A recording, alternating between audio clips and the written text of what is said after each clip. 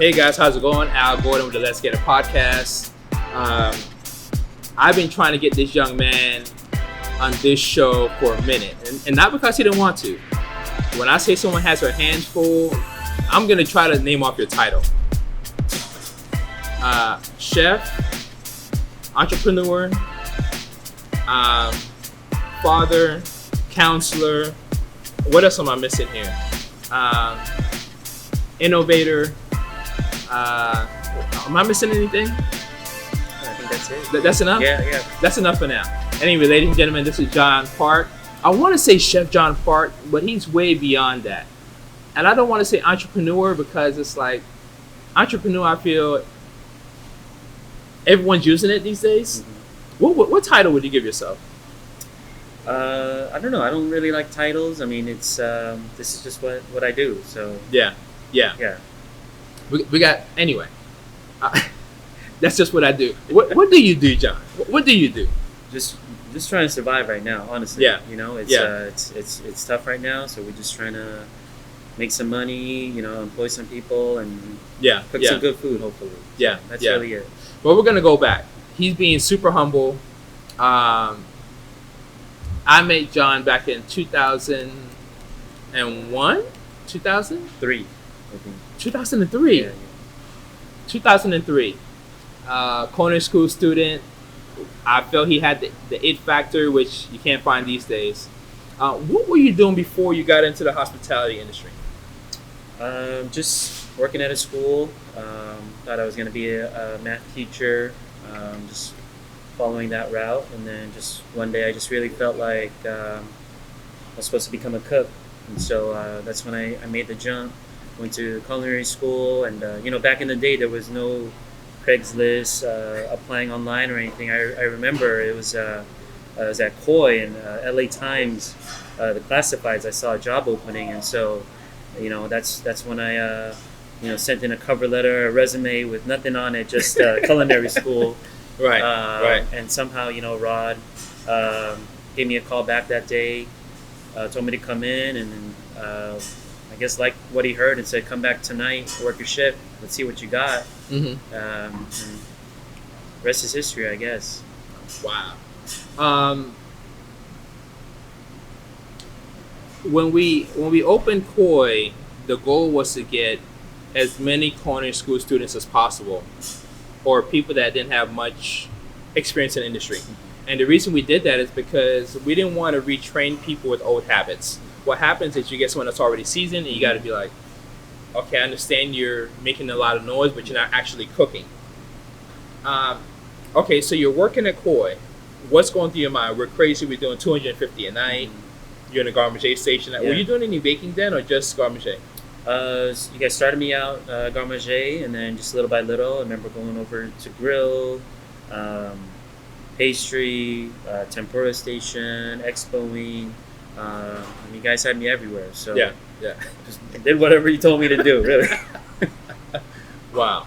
Okay, so there's a few people in my roster that I felt had that it factor. Do you remember when you first went to Vegas? I think I had you going to Vegas on Saturday and Sunday. You leave. When would you leave? Friday after service or Thursday? Usually, I'd be there like Wednesday, Thursday. Right. Because you guys had me working the weekends. So we had John during the week, and I just wanted him to see more what's out there.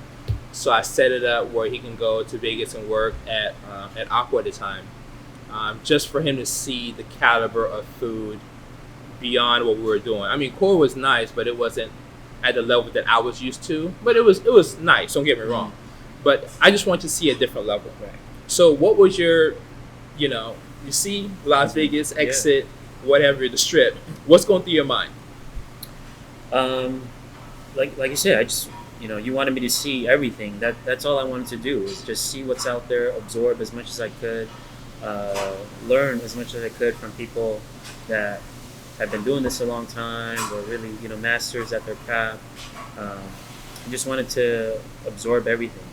So just being open to all of that, whether it's going to Vegas or, you guys would send me to, Sona and Bull, and, just, to me it was, I didn't have time off, because whatever time I did have off, it was got to do work. You got to go other places.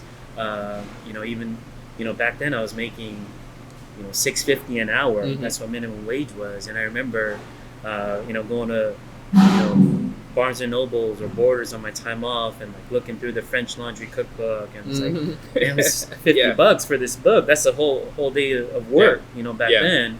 Yeah. But then taking all whatever money I had, investing into those things as well too. And so going out to Vegas was really great opportunity, and I just kind of wanted to extend that to everything else that I did as well too.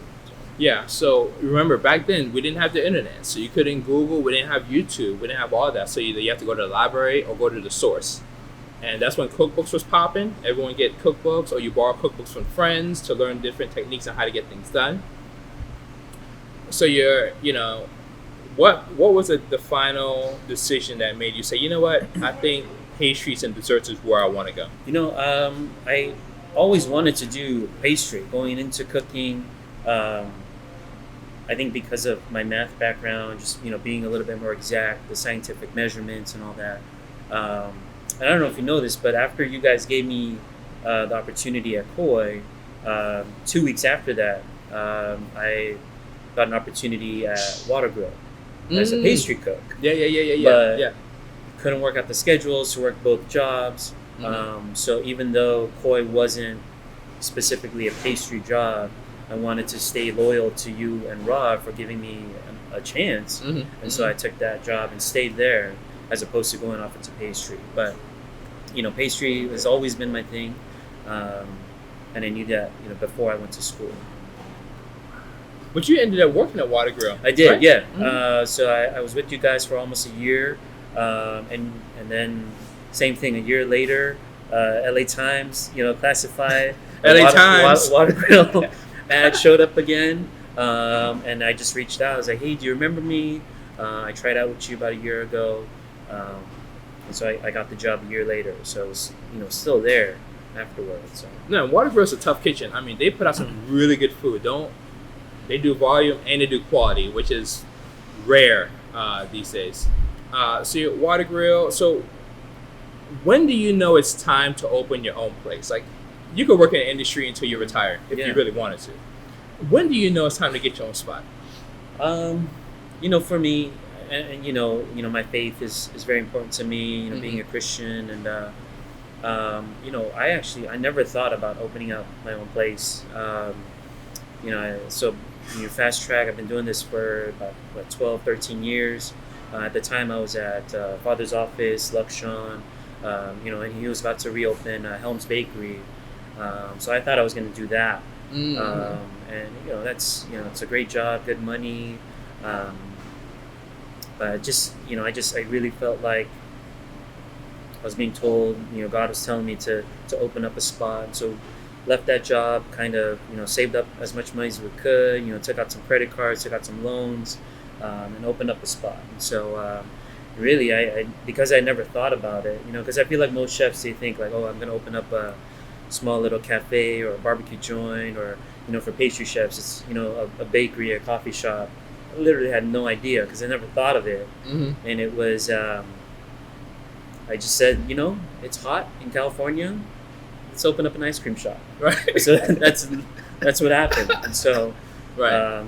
that was it. That's it. But the funny thing is, when they were redoing Helms, that spot was hot in Culver City. Yeah. Dude, that spot was busy all day, every day. Absolutely. So you stepping away from that was definitely faith. Like, you know what? I think I got this. Because when it's all said and done, it depends on your energy level, what you bring to the table. And so tell me about, you guys don't understand John's ice cream game. Like, first of all, let us know about how you thought about your ice cream flavors, and then I have one little story. But how did you come up with not just your basic vanilla and chocolate and whatever? How did you come with some of those flavors? When we had the ice cream shop, I think 2.5 years we had it. Okay. We did about 650 flavors, I think. Wow. Different ice cream flavors, sorbets, ice cream bars, push pops, ice cream sandwiches. A lot of it actually came from just my time at Father's office. So, Father's office, I mean, beers, burgers, long wait lists to get in. Um, they never had desserts until I got there. Oh. And so, when Sang approached me, he said, "Hey, I want you to come up with desserts that, not a plate of dessert, because I don't want people sitting at the table any longer. Like, I want to turn and burn. Come up with handheld desserts." And so we started coming up with, foie gras ice cream sandwiches with, oatmeal cherry cookies, Rice Krispie, ice cream bonbons, just popsicles. And so that was actually kind of the genesis of those kind of wild, crazy ideas for Cornell and the ice cream shop. But for me, it's really just kind of, I always base my food on things that I like to eat or things that I feel like my kids, my wife would like to eat. For all the years that I've been doing desserts, one comment that I would get a lot is, "Your blueberry pie is my favorite dessert." Man, I've dude. done so many desserts. For people to say that, it's like, you know what? Let me turn that into an ice cream. Man. Let me make the pie filling. Let me make the crust. Let me make my vanilla and kind of fold it all together. So that was our signature flavor at Cornell. And the other one is strawberry shortcake, because as a kid I used to love going to 7-Eleven and getting a strawberry shortcake ice cream bar. And so then we just did a more grown-up, fancy version of that at Cornell. So those are kind of our signature flavors. And so from there, again, just kind of, what do I like to eat? What do my kids like to eat? And let's have some fun too. I'm so glad you brought up that blueberry. I got community. I go to your spot and I get the blueberry, the strawberry, and I get two other ones. I want to take I think you had like a lemongrass something lemony. It was a lemongrass something, and something else. So I get it back, and my parents like, we're coming up for the weekend. We want something to eat, blah blah blah. So they come up. I make them, my thing. And I didn't really have much of a dessert menu at all. But I'm like, you know what? I went to my boy John's spot. Try these ice creams out. So you set it in the pint containers. So I had like maybe a scoop or two, but I left it in there. John's ice creams, you want to savor it. Like, if you could put a lockbox in your freezer, that's what you want to do. So anyway, my dad, family sitting there. I'm like, hey, try get a spoon. Here's a blueberry, strawberry, da da da. So I'm in the back cleaning out. They're waiting for me to get off. So I'm like, cool, let me go get my ice cream, put it back in the freezer so it doesn't melt. I'm like, bro, where's my ice cream? He's like, oh, I thought it was for us to eat. I'm like, it's for you to taste. Because you're all the way in Burbank. Yeah. And I'm like, man. Anyway, so that blueberry has a special place in my heart. I ain't ever get my dad any more ice cream, but that's besides the point. Dude, your flavors were just like... Anyway, do you still make those ice creams? We do. It's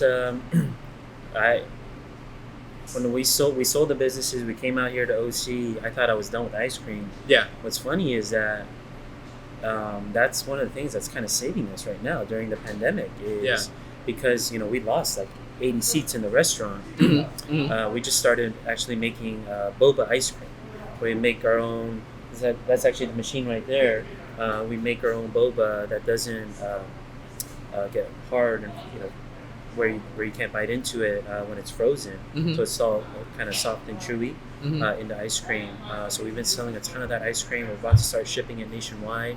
But that's actually kind of saved us and brought people back into work and just kind of weird how it all comes full circle. But I thought I was done with ice cream.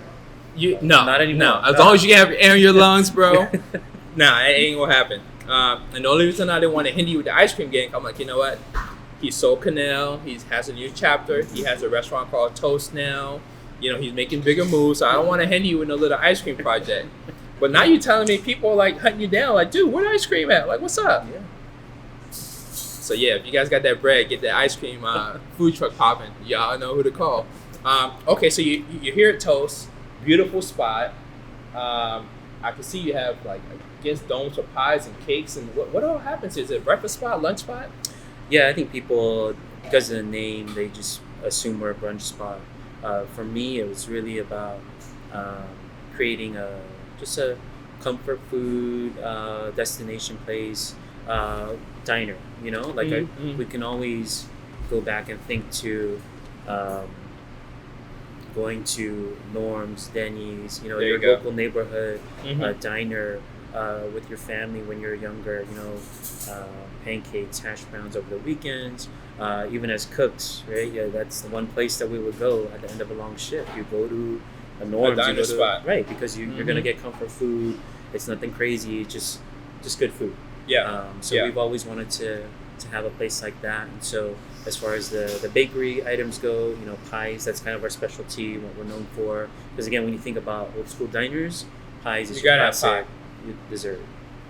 Man, you handed me this brunch menu, and you already got me a little hot. So I see this Korean barbecue burrito. I mean, I see pork belly rice bowl. That burger you dropped off. There's certain people in my life that when they cook, like I could bring someone to their spot and not have to worry if the food tastes good. Some place you gotta go. You're like, okay, who's working today? What day is it? Are they gonna season today? Not season today? You've always been that person who I could send someone blindfolded and be like, just go to this address, order, close your eyes, pick something in the menu, and it's good. And you can't find that these days. Well, if you can say that about me, it's because of you. Yeah. It's because of Yeah. guys like you, Rod, and you guys took a chance. You took me under your wing, and it was really just my job not to mess it up. Right. I just wanted to be open to what you guys had to say. What you guys want to teach me, and it's really that. If you can say that good things about me, then it's really just a reflection of what I was taught from people like you. Thank you. Yeah. No, I'm glad you're running with the ball. I always. It feels good that all the hard work and hours you put in over years is paying off with someone running with the ball. And because I said I've known chefs that were very challenging to work with, and you're like, I should quit today. I really should. But I'm like, you know what? Think bigger. Think of the bigger picture. Because we've all had friends who went to work for the hotels, and you put them in the kitchen, they're lost. They're like, I can make a schedule, do the P&L, I can have a staff meeting, I can do whatever. But when it comes down to bringing that personality into your food, that it factor, they don't have that. They can manage all day long, but that, I don't know what it is. It's just that it thing. Okay, so you're here at Toast, 2020. What's the game plan? Just trying to survive right now. Right. Beginning of 2020, we're looking into other locations, other concepts. It's always been now that I've been doing this for a while, it's been a dream of mine to work with my mom. I don't know if you know, but she's been cooking for the last 20 years up in LA too. I didn't know that. So to open up Okay. like a noodle shop, more Korean menu focused restaurants. But 2020 has been a little different. It's been a little challenging, and so right now it's just really about trying to survive. Just hold on to as many jobs as possible for my employees back there. That's really it right now. So are you being innovative? That's an understatement. I think that's one of those stamps that you have your resume, the innovative, with just a big red stamp on it, because we have a way of looking at other opportunities to help our business not only stay open but to thrive in certain points. If someone, they're 22, they're thinking about going to culinary school and getting into the industry, what would you tell them right now? I would tell them don't go to school. Right. Don't use that money, and find a mentor. Figure out what you're passionate about. Whether it's pastry or savory, and be specific too. Is it wedding cakes? Is it breakfast pastries? Is it cooking seafood? Is it Mexican food? And search out those places and find someone who's going to mentor you. So because that's what I did. I had great mentors like you, Rod, and guys at Water Grill and Providence and all that. And that's why I'm here today. So don't waste your money on the school. If anything, tell them, hey, I'm going to work for you for free for a year. It's better to not have any money than be in debt after that year. So Right. that's the one thing I always tell kids. Just find someone that you can believe in and they can believe in you, and just give it everything you have. Yeah. So you have someone that's been in the game for 30 years, late 40s, maybe 50s, and they want to transition out, but they don't know what to do, what would you tell them? I don't know. I mean, the climate right now is really difficult. So I don't know what's available, really. You know, you could want to do something, but those opportunities might not be there for you. You know, Right. and so Right. I guess really the main thing is just figure out what it is that you want to do and just give it everything you have. Yeah. Yeah, it's always tough, and I always ask those two extremes because a lot of times I hear people, oh man, I love the show, and a lot of times people listen to it when they're walking or, just kind of chilling, they're just listening to it. So for me, it's always to make sure to give people gems that they can use in their life. I don't want it to be one of those things where it's just not only one size fits all, but these are people that are like you've done it, you've gone through it, you're still in the game. Where a lot of people are just like they want it right now, And I said, well, let's talk about social media. What are your thoughts about? Well, you know what? Let's just do this. I'm gonna do the speed round with you because that question could turn into the speed round. So the speed round is I just say a word, Okay. and you say whatever comes to mind. One word, a paragraph, whatever comes to mind, Okay. you say. So I'm gonna start off with social media. That's why I did that. Instagram. I hate it, but it's necessary. You know, it really we need it. It really drives in the business. I also hate it's made food so ridiculous in a lot of ways. You know, I see a lot of chefs, a lot of businesses really just trying to create over the top food, different colors. Like, you don't know how many cheeseburgers I've seen in OC that have like hot Cheetos and just pork. It just way over the top, But Yeah, it's all about trying to get the likes, trying to get the views, trying to get impressions. It's just But we also know that it works for our business too. We just try and stay true to who we are. Yeah. So it's a love-hate. Facebook. Kind of the same, as Instagram, but I got 4 kids at home. I'm not too big on the. Are they on social TikTok? media. Are they on TikTok? No, they're not old enough for that. Yeah. I mean, who knows what their Right, thing is you're gonna right, be? yeah. Every generation kind of have their own little thing. Okay, so talk Instagram, Facebook, TikTok. Patience. Well, I have 4 kids and I own a business, so I like to think I have a lot of that. You know what? I need to stop this speed around. I gotta ask you this because John is probably one of the quietest guy, if quietest is even a word. A very quiet young man, very humble. It's almost like stuff would get done, and you'd be like, "How the hell did I get done? I didn't even see the guy bust a sweat." He's like a ninja. He just touches it and things are done. How did you meet your wife? Because the reason I'm asking you is not to be nosy. I'm asking because the guy don't talk.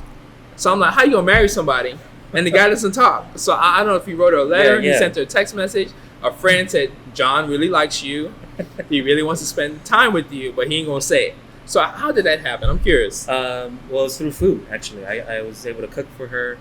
She was going to UCLA at the time. Mm-hmm. I was asked to cook for a senior banquet for one of her groups out there, Campus Ministries, and that's how I met her. And so, so she's eating. Yeah. And she's like, who made this? I mean, there's only one guy in the kitchen, so she knows who made it. Yeah. So she eats it. She likes it. Mm-hmm. Who says who? Does she say, "Oh my God, I love your food," or were you like? Yeah, that's it really. It was actually the dessert that I did for that banquet was the avocado mousse. Okay. So I did that, and then the next year, so she wasn't graduating at that time. The next year, they asked me to come back and cook for the banquet again, and they said, "You can do whatever menu you want, but can you please make that same dessert again?" Oh, so I did the avocado mousse 2 years in a row. Uh-huh. So she see her again. She eats avocado mousse. She asked for the recipe. So then I start emailing her all the instructions. Hey, this is how you do it. I mean, it's simple for guys like you and me, but a home cook might be a little difficult. Mm-hmm. I could kind of tell she wasn't getting it. So at the end of it, I was just, you know what? Let me just come over. I'll show you how to make it. So Finally, John, finally. She kept sending emails. I don't get it. I don't have any avocados. I can't find the mochi. Dude, I can't find the jalapeno. So you're like, fine. Okay, I'll come through. Okay. Yeah, that was it. Wow, that's what's up. You see, kids, that's sometimes you ain't got to be the big boisterous person. You can just play cool. Fellas, learn how to cook. I've been telling y'all this for decades. Now, the caveat is that you know how to cook, but you spend so much time in the kitchen. So that person has to be understandable that understand absolutely. that, you know, you do what you do. You got to be at work. Yeah. You know. Good job, John. I'm proud of you, man. See, food actually works. It does, yeah. So we talk about patience. What about grit? Same thing, you know. You want to be a dad with 4 kids. You want to have a small business, especially right now during this pandemic. I mean, you got to grit, hustle. You got to have that for sure. Yeah. When you're not feeling motivated, you decide thumbed out. Now I'm burning the candles on both ends and in the middle. What gets you going? What gets you out of that? Right? I mean, my kids. You know, it's like daddy's got to go to work. You know, if I don't, then we could shut down. You know, and the employees too. It's my job right now to make sure they have a job, and so it's really difficult right now. You know, it's for us to be down as much as we are in sales. Just there's no end in sight as far as, you know, when are we going to be open up the dining room again? It's tough, you know, but can't give up, right? Yeah. You got too many people depending on you. So it's really that. Like I want to make sure that I do what I have to for them, you know. So what do you do when it's time for you to escape and just that quiet time? You need that quiet time to kind of get your thoughts together, because I mean you're a pillar. Like, you're holding up a lot of things. Mm-hmm. So what do you do to zone out? I mean, luckily, you know, just being around my kids a lot. They come here, you know, eat a couple meals a day because they know I'm here all the time. Mm-hmm. Just having those, you know, few moments with them, you know, really helps. That's really it. I'm a simple guy. I don't need too much. I don't have any vices that are gonna, you know, be an escape for me. So it's really just my kids. I feel like they're my motivation, but they're also the ones that give me the strength to continue on. Good dude. So you guys, you know, support your local businesses. I know everyone wants to go to the app and order. I always recommend call the place, go pick it up. It's always better to go direct, especially these days, because they're taking such a huge percentage out. It's crazy. But anyway, John, I just want to thank you so much for your time. I really appreciate it. When I come back, I want to try some of those mochi donuts. I know you guys are close today. We have to come down and get that burrito game. We might have to order some food to go. I'll figure it out. What hours do you close here? Tuesday through Sunday? Tuesday through Friday, we go 8 to 7. 8 to 7. And then Saturday, Sunday, we do just brunch 8 to 3. 8 to 3. Okay, guys, this is Al with the Let's Get It podcast. I'm going to say Chef John Park, but I'm going to say John Park, man of many hats. We love him here. This is my guy right here, guys. Put it like this. If John said to show up with a shovel at a cemetery, I'm sure I'm not going to ask any questions. I'm just going to show up with a shovel to make it happen. That's to show you how tight I am with this cat. Anyway, guys, you guys have a wonderful day. Thanks for joining me, you guys. Take care. Bye. Yes, sir.